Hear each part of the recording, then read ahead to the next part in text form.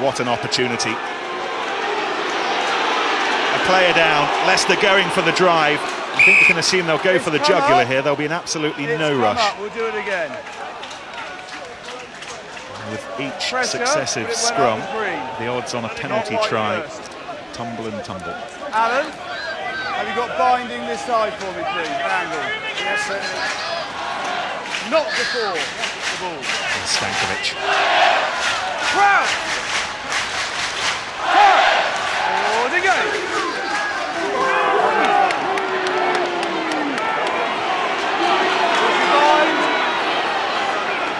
Ball controlled at the base of the scrum by Waldrum. He's almost up to the line. Coming your way, Alan. Stay, no! Move to! Youngs now spins it. Staunton wide. Allen, ball inside to Jordan Murphy. And it wasn't the forwards in the end, but it was the backs who rode the carpet ride to the line.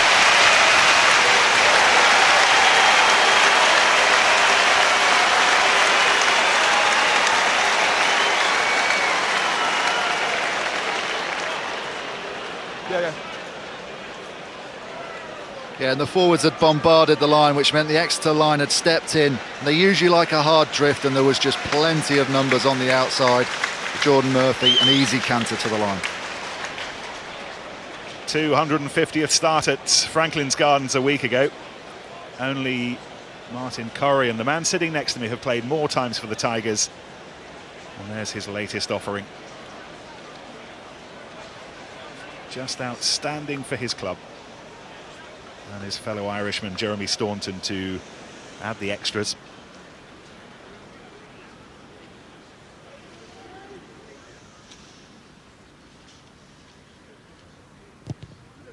And rightly so.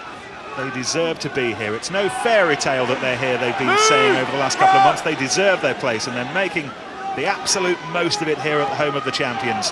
This is Dolman as they stretch the ball pleasingly. Back to Dolman, sprinting for the line.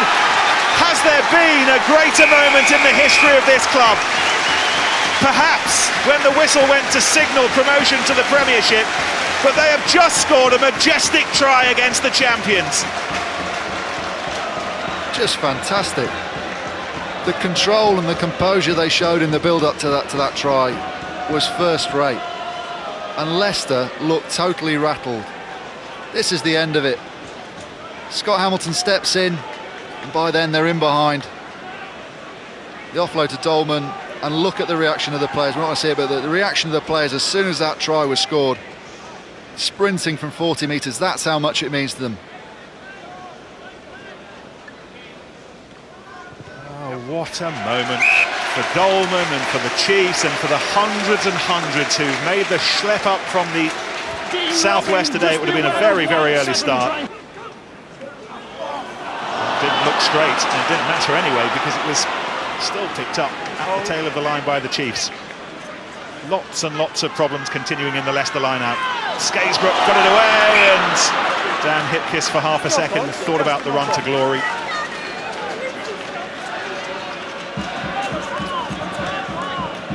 Yeah, all going wrong for Leicester's line-out, and you've got to remember that there are three guys that will call, as we see here. Hipkiss almost picking it off, read the ball well. But yeah, the Leicester line-out leaders, all three of them are out injured. Lewis Deacon, Jeff Parling and Richard Blaze. Thomas to Arscott. Again, through the middle. Dolman for a second try. And Exeter are flying. They scored 2 tries at Welford Road. And the entire team runs across to envelop Dolman, who has his try and the Chiefs' second try. And we are heading towards perhaps the Premiership's most extraordinary story ever. Yeah, absolutely. And when Rob Baxter was interviewed, he was almost giving the impression that they were just going to go for a bonus point. I think that was just a public face, and I know that when he was in the changing room, he would have been geeing those boys up and giving them self-belief. And boy, have they had that. It's a simple move. It's a missed tackle by Leicester. And once they're in behind, Dolman has been on the shoulder of everything. In the end, an easy stroll for him, but a great bit of positioning.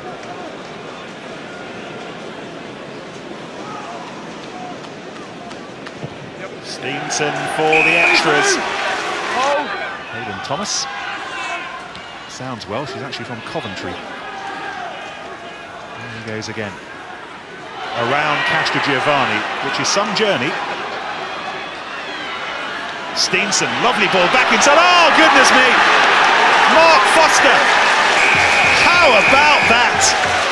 And a little band of Chiefs supporters down in front of us go absolutely nuts.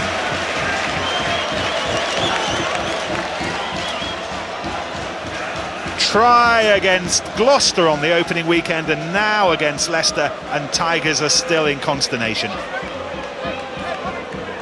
Thomas there does very well to get away from Castrogiovanni.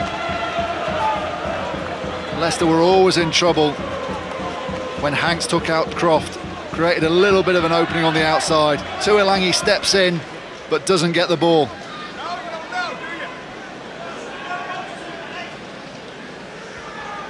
He knows how to win here. He won with Gloucester 3 years ago, I think it is now. And who'd have thought about this? It's just infuriating that for a coach. The winger, if you're going to go for the ball, it's I'm not getting selected next week if you miss it. Tuilangi there has gone for the interception, and it's just cost Leicester a try.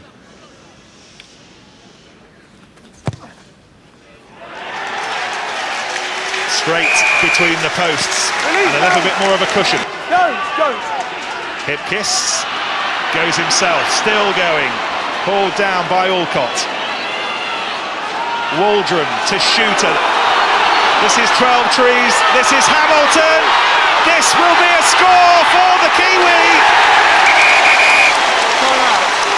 Leicester's top try scorer last season, the man who gave them hope against Northampton last week, gives them hope against Exeter. He just about got there, but I think if he hadn't, it would have been a bullet loaded into a gun by Marcos Ayerza, because he was free on the outside. But fair play to him, he got there in the end with a bit of grit and determination. Well, we've given it to Scott Hamilton, but Dean Richards just wants to check with David Matthews, who's with us down in the trucks, our television match official today. He is seeing these pictures. Did Foster hold him up enough? Was he able to stretch that to try?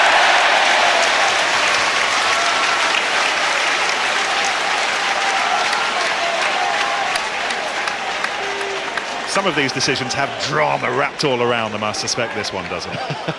Doesn't that infuriate you a little bit, though, when that happens and the referee can clearly see? I know it's a bit of a safety valve and sometimes the crowd loves it, but doesn't the ref just say, do you know what, that was a try? Well, the thing that annoys you about that as a player is there are often times, it's a try given, but there are often times where the camera angle's just not quite there, and you can see on the pitch that the try's been scored, and there's just a chance that there might not be a decent angle. But this is just simple hands. They Exeter defenders ran out of numbers in the end. Big conversion, big conversion coming up. And Staunton must have known it, because the 2 points means they're back within a converted try. They're back within the points that they need.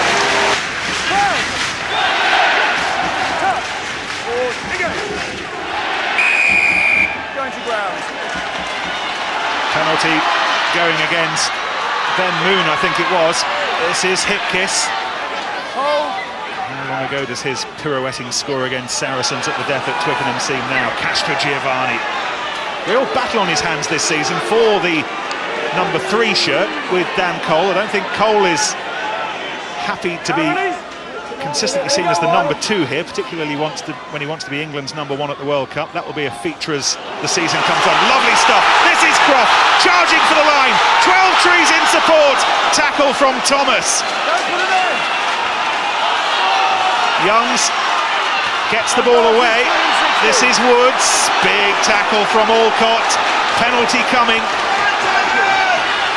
The volume level is being increased. This is Hipkiss. Hipkiss over, and for the first time in this second half, Leicester are ahead. You just saw the energy levels of Leicester step up a gear. I think it started with Ben Young's quick free kick, and since then Leicester have been on the front foot. And here was Tom Croft, great pace through the gap. Wood smashed in the tackle there, but he held onto the ball, kept his legs going forward, which meant Leicester was still on the front foot. And great hands by Waldron, similar to Jordan Murphy's last week, to put Scott Hamilton away, and Dan Hitkis is the recipient this time. Penny, I think the try will have delighted Richard Cockrell, but in their phase of play they squandered 2 clear overlaps. There was a big chance on the outside for 12 trees, and again Woods took the ball in when he had 4 men outside him. That will be in the analysis on Monday, let me guarantee it.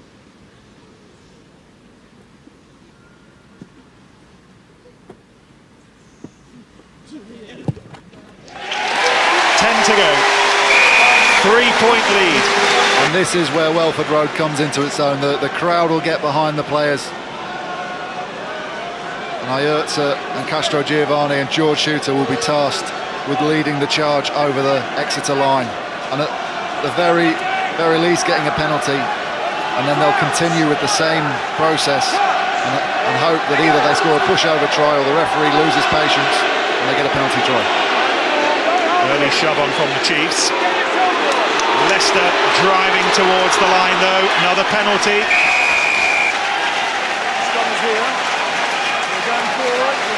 Clock continues. We've got 2 minutes to go.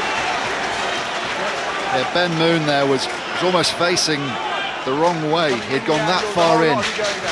The loose head prop, number 17. You see the position he's in there.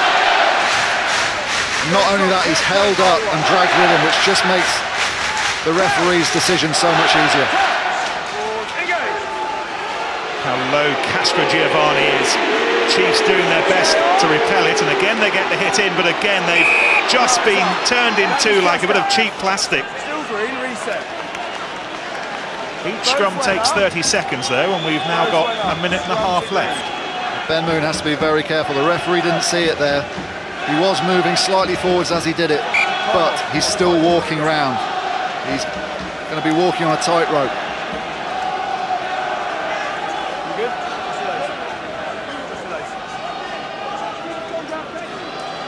Yeah.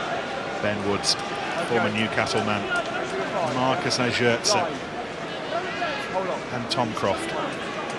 As half-time introductions go, I think you can say that that was a positive one from Leicester's point of view.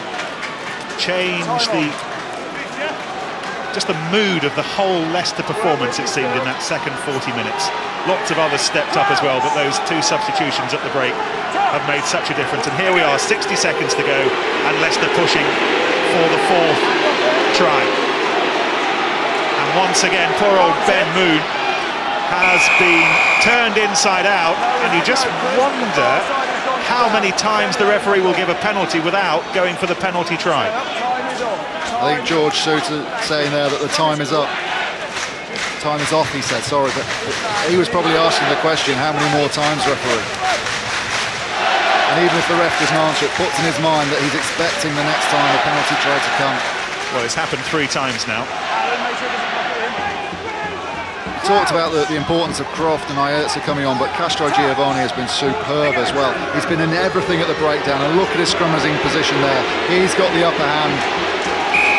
There is the penalty try, and there is the bonus point for Leicester. And there will not be a louder roar of relief in these parts all season. Leicester have won. They've come away with the 5-point win that they craved, but that tells the tiniest percentage of a fabulous story.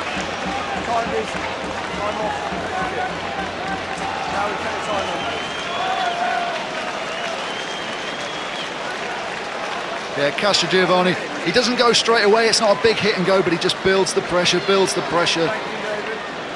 And as the tight head, what he's trying to do is get in underneath the hooker and pop the hooker up, make it as uncomfortable as possible, so the back of his head's on the hooker's sternum, and eventually the pressure told.